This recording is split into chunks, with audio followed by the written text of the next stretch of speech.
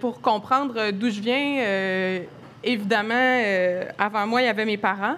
Je vais vous expliquer un petit peu dans quel contexte je suis venue au monde. Mes parents, eux, ont grandi, ils sont nés dans les années 50, tous les deux. Donc, le Québec typique de l'époque, avec la culture très, très catholique. Ils ont grandi là-dedans. Et chacun d'entre eux, de leur côté, c'est pas des amis d'enfance, là, mais chacun d'eux, de leur côté, avait un cheminement spirituel en dehors de ça, était à la recherche de la vérité, à la recherche de réponses.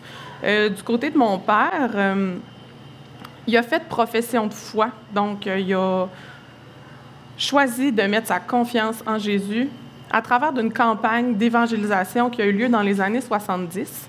Ma mère, elle, de son côté, était plus dans la recherche dans toutes sortes d'autres patentes, dans lesquelles je n'entrerai pas dans les détails, là, mais ésotérisme, etc. Elle n'était pas satisfaite là-dedans non plus. J'ai le goût de dire évidemment, mais c'est pas évident parce qu'il y a encore des gens qui recherchent la vérité là-dedans. Mais de son côté, c'était pas satisfaisant. À travers toutes sortes de choses, elle a fini par rencontrer mon père. Mon père, lui, de son côté, avait mis sa confiance en Jésus, mais a été beaucoup blessé dans certains contextes de l'époque, dans une église, et puis avait choisi de rejeter ça complètement. Il croyait encore en Dieu. Il n'avait pas mis un X sur sa foi, mais il avait mis un X sur les églises en disant « Où il y a de l'homme, il y a de l'hommerie ». Puis c'est à ce moment-là qu'il a rencontré ma mère. Pour lui, Dieu était encore très, très présent, dans le sens que même ma mère, quand elle contait son témoignage, elle disait « Quand je l'ai rencontré, il me parlait de Jésus comme d'un ami, comme s'il avait soupé avec hier. » Puis pour moi, c'était complètement nouveau. Je comprenais pas. On entend souvent parler d'un Dieu qui est loin, d'un Dieu qui est inaccessible. Puis elle disait, lui, il me parle de Jésus comme s'il y a eu un repas avec la veille au soir. Je comprends pas. Bref, ça l'a beaucoup touché. Ils ont continué leur recherche ensemble, leur cheminement. Un jour là-dedans, je suis venue au monde. Puis mes parents, donc, croyaient en Dieu. Et puis, les deux me partageaient les connaissances qu'ils avaient, les croyances qu'ils avaient. Moi, en tant qu'enfant, je les recevais. J'étais très, très intéressée par tout ça. Et puis, j'allais à l'école primaire avant la réforme de laïcisation du système d'éducation. Donc, on avait le choix entre enseignement religieux catholique, enseignement biblique protestant et la morale. Moi, je faisais l'enseignement biblique à l'école. Donc, j'entendais les histoires de la Bible avec des enseignants qui, eux, avaient une démarche spirituelle aussi. On n'allait pas à l'église à ce moment-là, mais à la maison, je me souviens que mes parents priaient avec moi, que j'avais une petite Bible, que j'avais des livres chrétiens pour enfants. Donc, ils me donnaient tout ce qu'il y avait. Mais j'étais une petite fille curieuse. Et puis, j'avais beaucoup de questions. J'étais très intéressée. Mais à un moment donné, ils étaient comme dépourvus. Ils sont venus à bout de leurs ressources.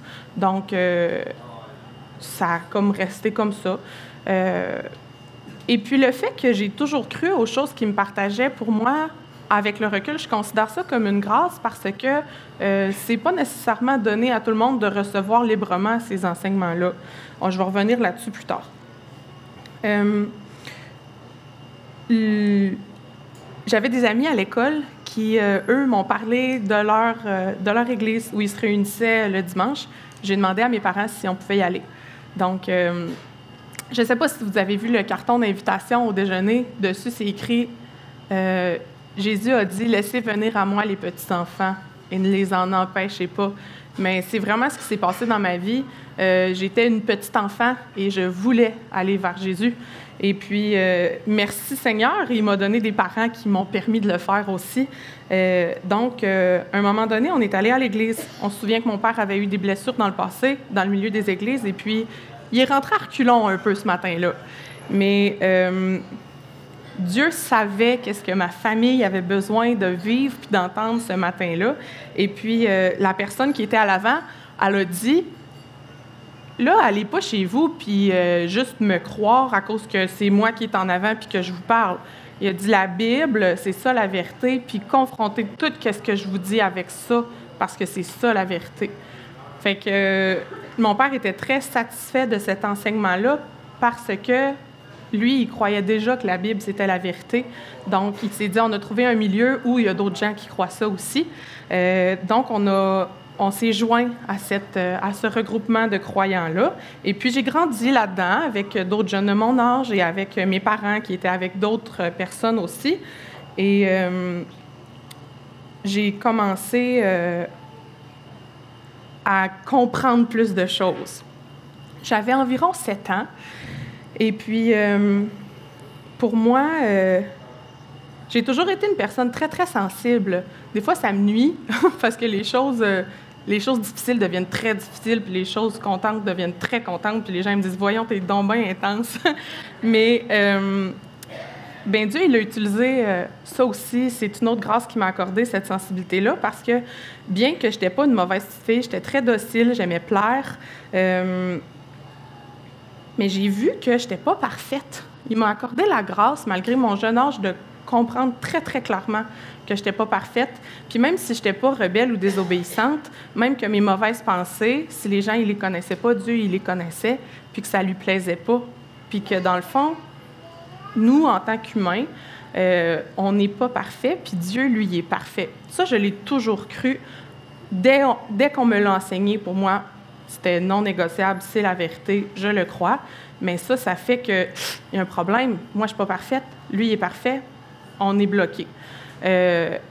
Puis un jour, je me souviens, je ne sais pas qu'est-ce qui a conduit à cette conversation-là, mais j'étais avec ma mère, puis j'étais complètement désemparée, en larmes, en me disant « C'est de ma faute si Jésus a souffert sur la croix. » Parce que lui, il est parfait, il ne mérite pas ça, puis moi, je sais que je ne suis pas parfaite. Puis, dans le fond, j'ai compris à 7 ans que lui avait tout porté sur lui, mes péchés, ce qui m'empêchait d'entrer dans la présence de Dieu parce que j'étais pas parfaite puis que lui l'est. Mais Jésus, lui, il avait tout pris ça sur lui, il avait tout subi ça, comme on a chanté dans le chant tantôt. Donc ça, je considère ça encore comme une grâce que Dieu m'a accordée parce que j'étais pas rebelle, j'étais pas terriblement désobéissante. Je veux dire, je suis une enfant, je fais les choses à ma façon comme n'importe quel enfant. Oui, j'ai toujours eu des moments où, dans ma vie, j'ai désobéi à mes parents, mais je n'étais pas une mauvaise petite fille. Mais Dieu, il m'a accordé la grâce, malgré ça, de voir que c'est problématique quand même quand on fait des mauvaises choses. Un seul péché, on est séparé de Dieu. J'en faisais depuis que j'étais en couche, tu sais. Donc, là, j'ai vraiment vu, non seulement que Dieu il aime l'humanité puis il a envoyé son Fils mourir, point, il l'a fait pour moi. Là, à ce moment-là, c'est devenu très, très clair. Il l'a fait pour moi, parce que moi, j'en ai drôlement besoin. Donc, je l'ai reçu. Je l'ai reçu en disant, « Seigneur Jésus, je sais que ça, tu l'as subi pour moi. Je le veux, ce cadeau-là que tu m'offres de la vie éternelle. » Puis juste, avec la foi d'un enfant, je crois que c'est aussi jeune que ça que j'ai été sauvée. Je ne peux pas vous dire il était quelle heure puis on était quel jour, mais je sais qu'enfant, j'ai mis ma confiance en Dieu pour que Jésus me sauve de mes péchés. Puis souvent, on se dit les enfants qui naissent dans des familles aux parents chrétiens, ils font juste comme prendre le Dieu de leurs parents puis prendre tout pour acquis. Mais ça, c'est une autre grâce que Dieu m'a accordée, de voir que je peux moi-même, même à ce jeune âge-là, avoir une relation avec lui, avoir une communication avec lui. Je me souviens, petite, de prier. Puis, juste une anecdote en passant, ma mère le racontait souvent, ça l'avait beaucoup impressionnée. Quand j'étais petite, j'avais beaucoup d'otite. Je faisais des problèmes avec mes oreilles, puis on a dû me mettre des tubes. Puis un jour, il y a un tube qui a tourné, puis il a défoncé mon tympan. Puis là, j'avais un trou dans mon tympan. C'est pas idéal. Puis, les médecins avaient suggéré à mes parents une légère chirurgie, dans le fond, qui prennent de la peau derrière l'oreille puis qui vont la greffer au tympan pour boucher le trou. Ils avaient expliqué, tu sais, c'est une affaire d'un jour, c'est pas trop compliqué, mais il y a quand même des petits soucis, puis il faut pas avoir un rhume, parce que si on tousse, là, ça a servi à rien, ça va décoller. Fait que là, moi, à mon petit âge que j'avais, j'ai prié Dieu, puis j'ai dit...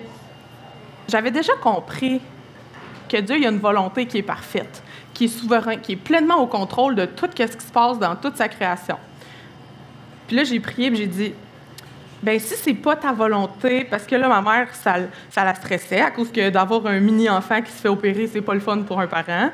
Fait que là, je le voyais, ça aussi, en étant l'enfant sensible que j'étais. Fait que là, j'ai prié et j'ai dit, Seigneur, si c'est pas ta volonté que je me fasse opérer, fais que j'aie un petit rhume, comme ça va être clair. Fait que là, ça reste comme ça. Puis là, on continue les rendez-vous. Puis un jour, je suis vraiment, mais vraiment maganée, puis j'arrête pas de tousser. Puis là, on est dans l'auto, puis je dis « J'avais juste demandé un petit rhume. » Puis là, ma mère a dit « De quoi tu parles? » Elle savait pas que j'avais prié ça. Puis elle le racontait après, puis ça l'impressionnait tellement qu'un petit enfant avait fait cette démarche-là auprès du Dieu très haut de lui demander cette petite chose-là. Mais pour nous, ça a été clair. Je me suis pas fait opérer parce que je toussais comme ça se pouvait pas. Mais si vous voulez la suite de l'histoire, finalement, ça s'est rebouché tout seul parce que le corps est tellement bien fait puis il se répare, là, mais ça a pris plusieurs années quand même. Mais bref, juste une anecdote pour démontrer que c'est possible pour un jeune enfant d'avoir une relation personnelle avec le Dieu Tout-Puissant. Ensuite, bien, j'étais très jeune, fait qu'évidemment, j'avais compris la base de la relation de Dieu avec l'homme, mais il y a des choses que je n'avais pas compris. Je me souviens que souvent, le soir, en me couchant, j'avais peur que notre maison brûle pendant la nuit. Donc là, je priais, puis là, si la maison brûle, bien, clairement, on meurt, tu sais. Fait que là, je priais en me couchant, « Seigneur, si je ne suis pas sauvée, sauve-moi. » Presque tous les soirs. « Seigneur, si je ne suis pas sauvée, sauve-moi. » Mais j'avais déjà mis ma confiance en lui, mais il y avait un manque de compréhension à quelque part là-dedans. Il y en a beaucoup qui ont des doutes. Puis c'est correct parce qu'on est des humains, puis on n'est pas parfait, puis on ne comprend pas tout. Notre intelligence, elle a beaucoup de petites défaillances, là. Mais avec le temps, Dieu il m'a accordé la grâce encore de comprendre que, dans le fond, le salut qu'il m'avait offert, de me sauver de mes péchés, de me sauver de ce que je méritais, de toute la punition que je méritais pour ce que je faisais de mal, puis que, dans le fond, d'être séparée de lui pour toujours, bien, ça ne dépend pas vraiment de moi. En fait, ça dépend vraiment pas de moi. Premièrement, c'est un cadeau qu'il nous offre. Deuxièmement, juste de le croire, ça aussi, c'est un cadeau qu'il nous offre parce que, clairement, c'est pas donné à tout le monde. Donc là, quand je doutais, j'avais pas compris que, ben, quand il promet, puis qu'on l'accepte, puis qu'on le reçoit, ben, tu l'as. Ça a pris un bout de temps. Puis, ben, il y a un verset, Paul, quand il écrit à l'Église d'Éphèse, il dit « Ce n'est point par vos œuvres. » Donc, il dit « Car c'est par la grâce que vous êtes sauvés, c'est un don de Dieu. » Puis Dieu, il a promis qu'il allait nous sauver quand on croyait.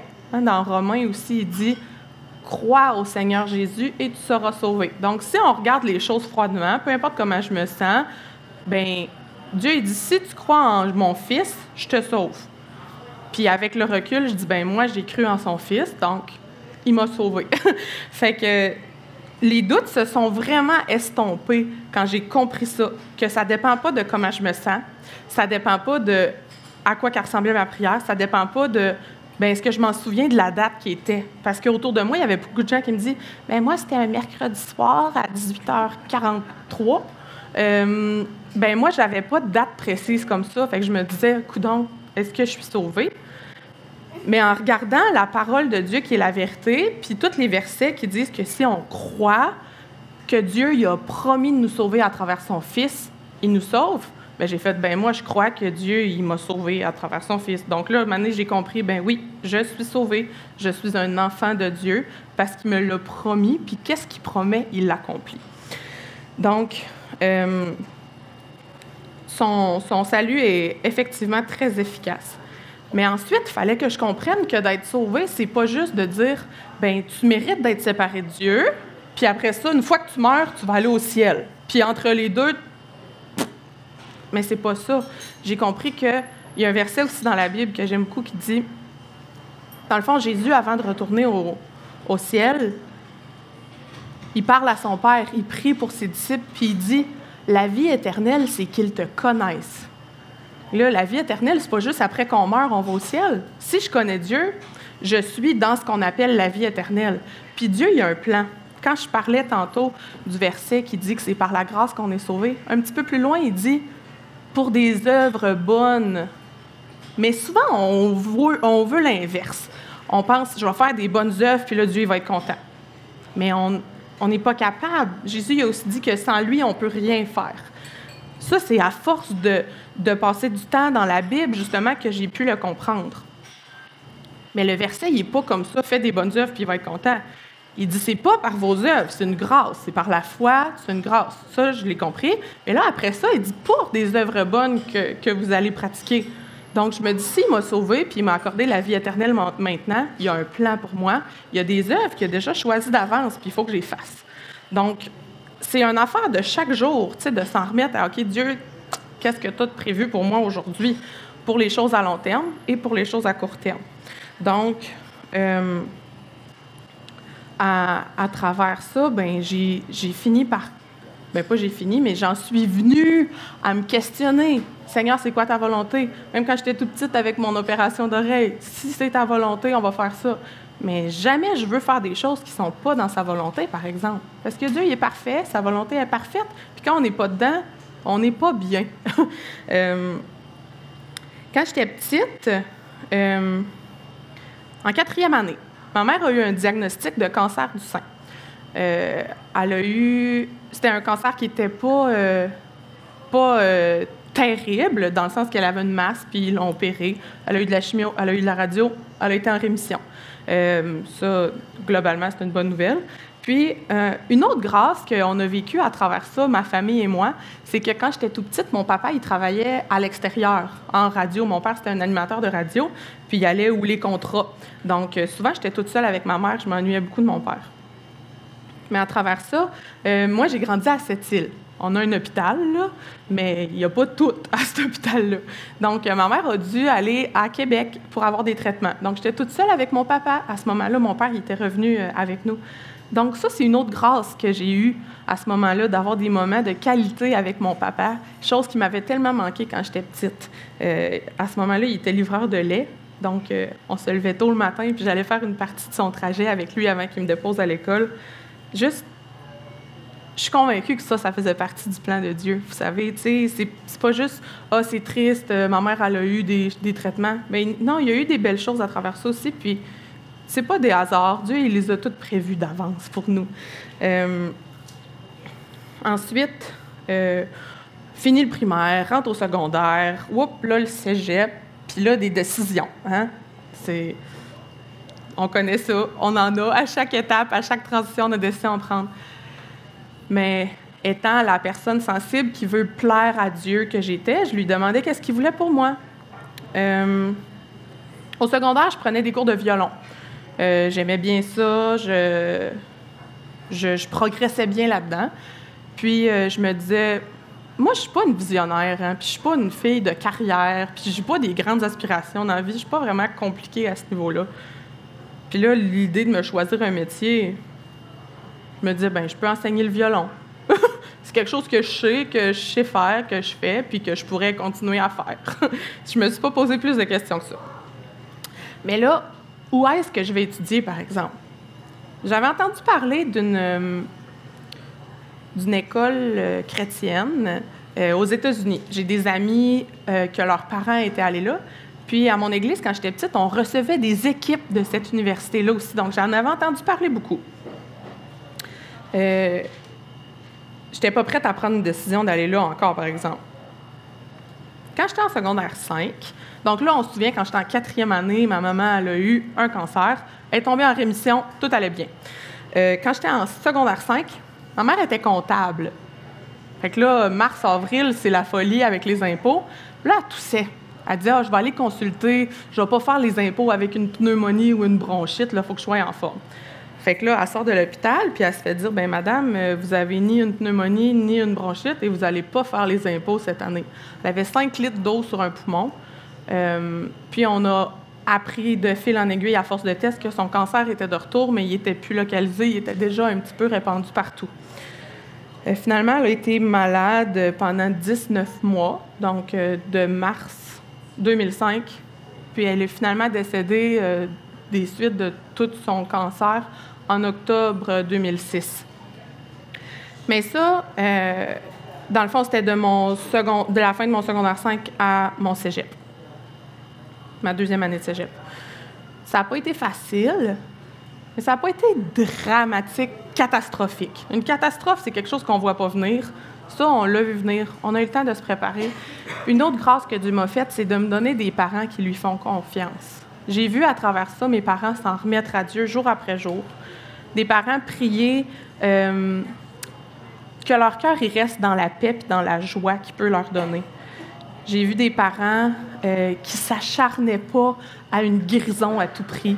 J'ai vu une maman qui avait hâte d'aller rencontrer son Sauveur. Donc ça, c'est une grâce qui m'a été accordée aussi, d'avoir leur modèle, leur exemple de comment on gère les épreuves dans la vie. Ça ne veut pas dire que ça a été facile, là, mais ça n'a pas été catastrophique parce que Dieu, il était là. Dieu, il l'a prévu pour nous. C'est quelque chose qu'il a choisi de donner à ma famille. Puis j'ai vu mes parents le recevoir d'une façon extraordinaire. Donc ça, c'est quelque chose qui a été très formateur dans ma vie aussi. Est-ce que je m'ennuie encore de ma mère? Oui. Mais est-ce que je suis complètement désemparée? Non. Parce que Dieu, il m'aime encore plus que mes parents y ont pu m'aimer. Puis Dieu, il aimait ma mère aussi autant que ça. Donc, il a pris soin d'elle, il a pris soin de nous à travers ça. Ma mère, par exemple, elle avait un désir que j'aille à cette université-là que je vous ai mentionné tout à l'heure. Quand je vous dis, là, quand je regarde froidement, qu'est-ce qui s'est passé dans ma vie de ma naissance à aujourd'hui, il y a des choses qui ressortent comme la grâce que Dieu m'accorde tout le temps, puis sa direction, qui finit par se dessiner, que quand on a les deux pieds dans une situation, on est comme, qu'est-ce qui se passe? Mais après, avec le recul, on dit, waouh, c'est ça qu'il faisait tout le long, tu sais. Bref, moi, je disais, non, je ne vais pas aller là parce que je ne parle pas anglais. Mais ça, c'était juste mon orgueil qui parlait parce que j'étais comme une top de classe en anglais à l'école. C'est juste parce que je me disais, ben je ne vais pas sonner comme eux parce que j'habite au Québec puis j'ai un accent, tu sais. Fait que là, moi, je lutte beaucoup avec le regard des autres puis comment je vais être perçue. Donc, je me disais, ben je ne peux pas aller à cette école-là, je ne parle pas anglais. J'étais très, très bornée. Mais finalement, mon cœur s'est adouci avec le temps. Puis ma mère a fait promettre à mon père de m'envoyer à cette école-là. Et puis, de fil en aiguille, ben c'est l'argent du retour des assurances du décès de ma mère qui a payé pour mes études. En partie. Mon papa aussi a fait des sacrifices financiers pour que je puisse aller là, mais c'est en partie cet argent-là qui a payé pour mes études. C'est pas un hasard, ça non plus. Je suis convaincue que Dieu avait déjà tout prévu ça. J'ai fait 4 ans d'études universitaires dans une école chrétienne aux États-Unis où j'ai grandi, j'ai appris des choses, j'ai pris de la maturité aussi. J'ai vraiment beaucoup aimé ça. Je devais rester là pour 2 ans de maîtrise également. Mais étant une étudiante internationale, on a une restriction sur le nombre d'heures qu'on peut travailler. Donc, financièrement, ça n'aurait pas été possible. Donc, j'ai dû revenir au Québec. J'ai fait un 2e bac en traduction. On se souvient que quand j'ai fini mon cégep, je me disais, ben, je vais enseigner le violon. Je vais là-bas, je m'inscris en enseignement du violon. J'arrive puis je me dis, arc, j'ai vraiment pas aimé ça. Les arts, c'est un milieu très compétitif. Moi, je suis pas compétitive. J'aime pas ça, les affaires compliquées. Puis je me suis dit, je vais finir par pas aimer la musique si je fais ça. Puis que c'est supposé d'être compliqué, puis de performer, puis non. Fait que là, j'ai changé de programme. Puis là, les gens me disaient, voyons donc, au moins avec ça, tu aurais eu une job assurée en sortant. J'étais allée étudier en relation d'aide biblique. Ça ne donne pas une job ici au Québec en sortant de l'université, je vous le garantis. Donc, on me disait, mais là, tu perds ton temps. Puis là, je disais, non, c'est sûr que ça va m'être utile. Je vais apprendre des choses. Puis j'étais complètement passionnée. À tous les jours, j'avais des cours où on ouvrait la parole de Dieu à l'université. J'aimais tellement ça. Ça fait partie du chemin que j'ai emprunté. Fait que finalement, j'ai fini mes 4 ans d'études. Je suis revenue ici. Je me dis, bon, bien, ça me prend un métier. Je suis allée faire un bac en traduction. Puis là, j'ai fait un bac en 2 ans au lieu de 3 parce que tous les cours à choix ont été crédités vu que j'avais déjà un bac. Puis là, je finis cette année d'études-là, puis je suis complètement désemparée. Je me dis, je sais pas qu'est-ce que je vais faire. J'aime pas ça travailler avec des ordinateurs toute la journée. Puis là, les gens autour de moi, ils me disaient, mais j'aurais pu te le dire. Fait que j'ai dit, ben, pour vrai, j'étais sûre que ça allait être correct. Je l'ai aimé mon bac, mais je me vois vraiment pas travailler là-dedans. Donc, est-ce que j'ai perdu mon temps? Non. Je pense vraiment pas que j'ai perdu mon temps. J'ai rencontré des gens pendant que je faisais ces études-là, puis ça fait partie de mon histoire, puis c'est correct. Fait que là, j'ai fait des petits jobs, là, encore. Puis là, finalement, je finis par me trouver un travail que j'aime. Puis je reçois un appel. On me dit, Céline, il cherche une remplaçante en enseignement du violon à l'école L'Eau-Vive. Là, je fais. On se souvient que quand j'ai genre 17 ans, je dis, moi, dans la vie, je vais enseigner le violon. Là. Oui, c'est drôle. Puis, puis que j'ai fini par mettre ça de côté. Mais Dieu, il savait pourquoi il avait mis ce désir-là dans mon cœur, puis il avait un plan pour moi. Puis j'ai même j'ai des découpures de journaux de quand j'étais au cégep à Sept-Îles, puis que je disais aux journalistes, ben moi, je me vois pas faire d'autre chose dans la vie que d'enseigner le violon. Puis là, j'arrive à l'université, puis 3 jours après, je change de programme.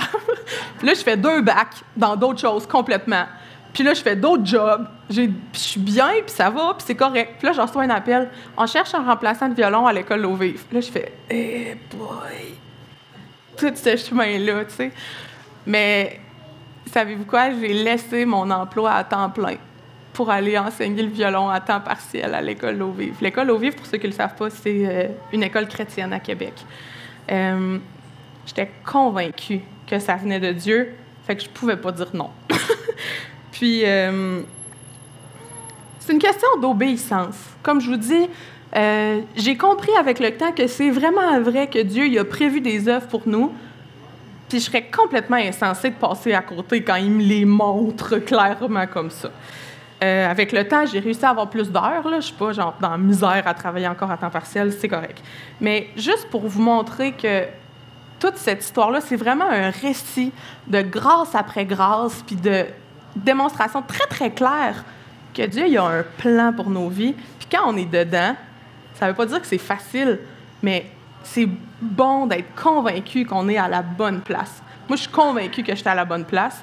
Puis même que toutes ces années-là, tu sais, on pourrait me dire « Ben, t'es donc bien bizarre, t'aurais dû rester dans le même programme, c'est ça que t'as fini par faire. » Mais non, je le sais que j'ai été où on m'a dirigée, puis c'est un drôle de chemin, mais je suis contente de l'avoir fait.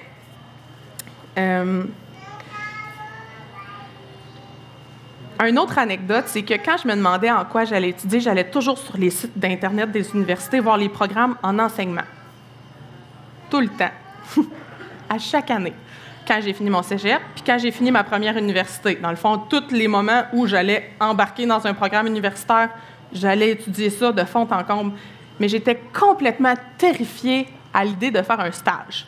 À l'idée je vous ai dit tantôt que j'ai de la misère avec le regard des autres. Moi, que quelqu'un qui est meilleur que moi m'observe faire une job que je ne suis pas encore bonne, que je suis en train d'apprendre, cancelle le projet. Je ne vais pas faire ça. Donc, je me disais, coudonc, je ne serai pas enseignante. Mais finalement, Dieu, il a prévu ça tout autrement. Je suis rentrée par la porte de côté. Puis, je ne suis toujours pas enseignante, mais on m'a donné une fonction d'aide enseignante, donc je travaille en collaboration avec l'enseignante de musique.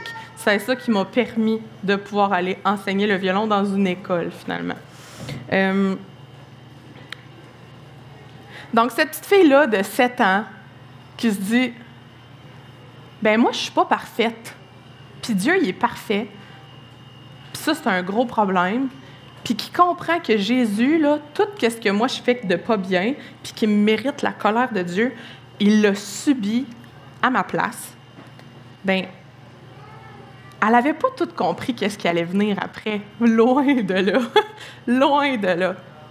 Mais elle avait compris une chose, par exemple, c'est qu'elle peut mettre sa confiance en Dieu. Parce que ce qu'il promet, il l'accomplit.